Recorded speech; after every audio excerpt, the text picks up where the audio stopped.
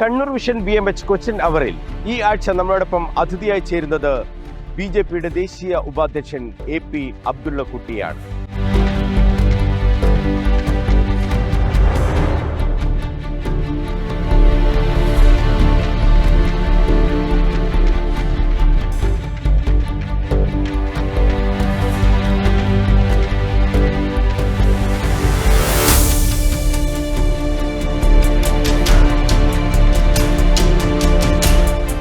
കേരള രാഷ്ട്രീയം BJPക്ക് പാകപ്പെട്ട് കഴിഞ്ഞു എന്നുള്ള വിലയിരുത്തലാണ് AP അബ്ദുള്ളക്കുട്ടി നടത്തുന്നത്.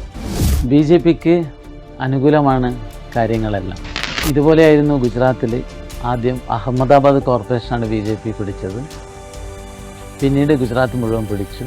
അതുപോലെ കേരളം BJPക്ക് ഭാഗമായിക്കൊണ്ടിരിക്കുകയാണ്.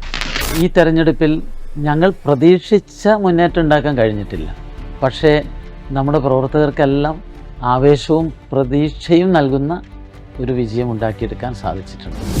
നിയമസഭാ തെരഞ്ഞെടുപ്പിൽ വലിയ അത്ഭുതങ്ങൾ സംഭവിക്കാൻ പോകുന്നു എന്ന് AP അബ്ദുള്ളക്കുട്ടി വിലയിരുത്തുന്നുണ്ട്.